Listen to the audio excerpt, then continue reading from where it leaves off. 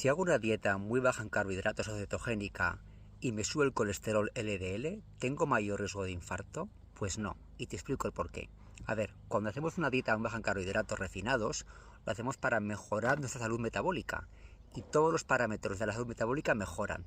Descienden los triglicéridos, aumenta el colesterol HDL, aumenta la sensibilidad a la insulina. Aumentando la sensibilidad a la insulina, me alejo del riesgo de diabetes. Es decir, desciende mi perímetro abdominal, mejora mi tensión arterial, es decir, mejoran todos los parámetros, esos 5 parámetros del síndrome metabólico, que es un síndrome de insulinoresistencia de prediabetes. Y además aumenta el LDL en muchos pacientes, en muchas personas.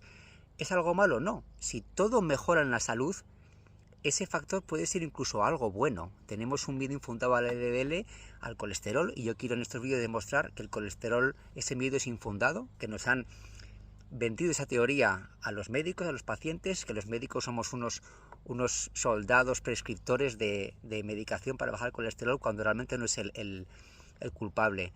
Sería como decir, por ejemplo, que la leche materna es el mejor alimento para el bebé, los primeros 6-12 meses de vida. Pero es verdad que la mitad de la grasa de la leche materna es saturada y eso es malo. No, la grasa materna saturada es beneficiosa. Ningún animal hace una leche para su especie dañina para su especie. Es decir, la grasa de la leche materna es buena y es un parámetro bueno. Igual que suba el LDL puede ser un parámetro bueno dentro de toda esa mejoría.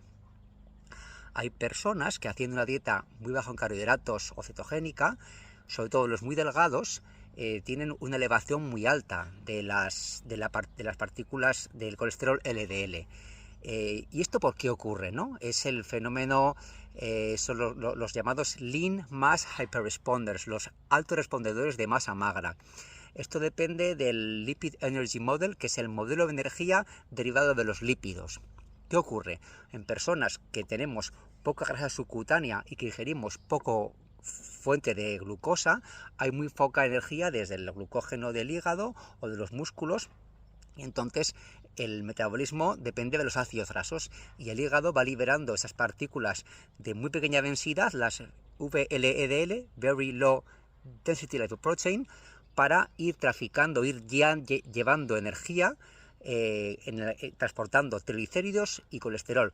Conforme esas partículas van cediendo los triglicéridos como energía a los músculos del corazón, se convierten en partículas intermedias de densidad, las IDL, y finalmente se convierten en las LDL, que están durante 2 días circulando por la sangre, cediendo triglicéridos a los músculos, a otros órganos, al corazón, y colesterol a las gónadas, a las suprarrenales, donde haga falta, para finalmente reciclarse en el hígado.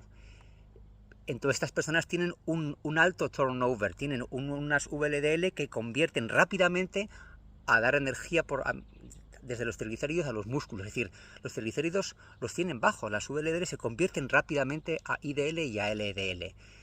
Pero esto es un mecanismo metabólico que podríamos revertir en cualquier momento. Bastaría durante 2 semanas comer carbohidratos para cambiar ese modelo de energía desde los lípidos a modelo desde los carbohidratos. Por ejemplo, podríamos tomar durante 2 semanas un montón de plátanos, patata o arroz. Pues hay un científico de Harvard, Nicholas Norwich, que ha hecho ese experimento. Él es un Lean Mass Hyperresponder y lo ha hecho, pero de forma más provocativa, tomando Oreos.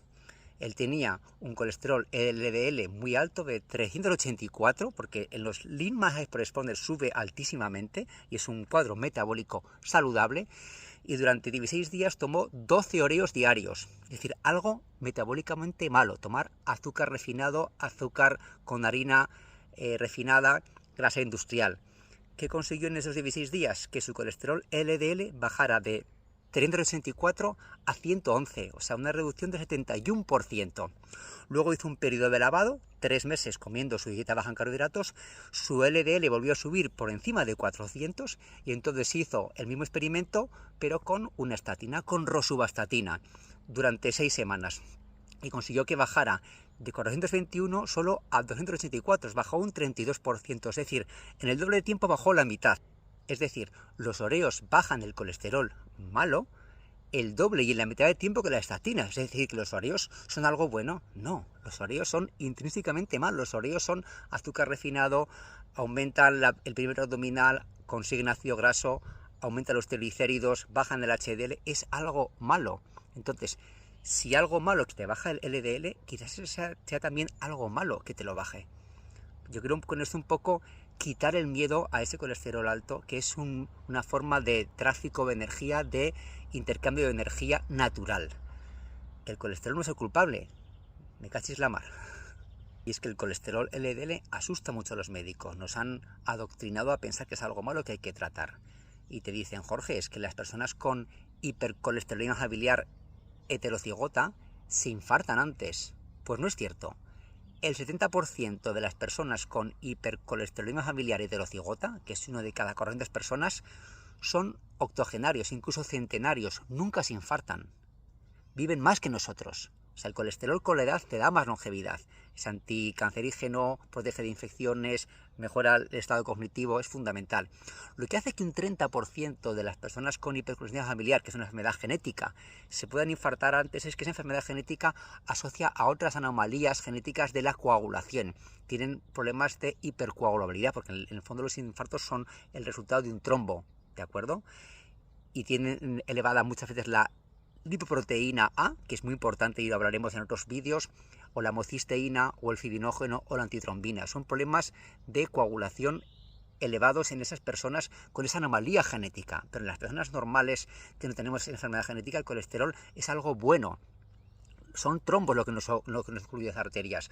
Por eso, para prevenir después de un infarto, un segundo infarto, damos a las personas fármacos antiagregantes, antiplaquetarios, como la aspirina a dosis infantiles o el clopidogrel, que hacen que no se generen trombos. Y cuando alguien tiene un trombo, lo que inyectamos son fibrinolíticos para romper la fibrina de ese trombo. No damos disolventes de grasas. Eso es una cosa dura y hay que romper la fibrina. Es decir, lo que nos genera riesgo cardiovascular son estados que favorecen de hipercoagulabilidad, estados protrombogénicos, como puede ser el cortisol crónicamente elevado. El cortisol crónicamente elevado, que lo hemos comentado en otros vídeos, es ese estado en el que su cuerpo no está luchando contra un oso cabreado, sino contra un jefe cabrón o contra un sufrimiento laboral, conyugal, cualquier tipo de indefensión y de estado de estrés crónico elevado.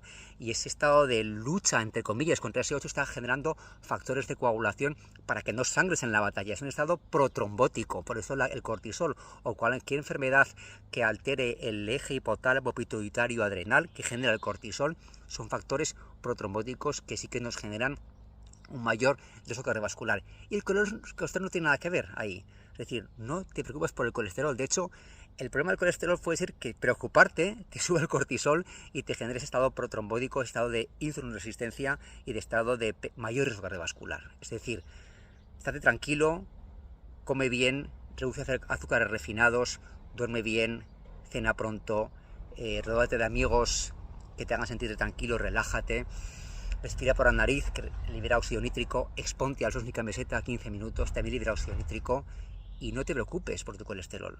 Tómate una copa de vino con 2 amigos si quieres, que también es antiagregante. No te preocupes de lo importante, de lo no importante. Lo importante lo hablaremos en otros episodios. Pero no es el colesterol es algo importante mantener bien. Y bajar el colesterol en sí no es útil, es perjudicial.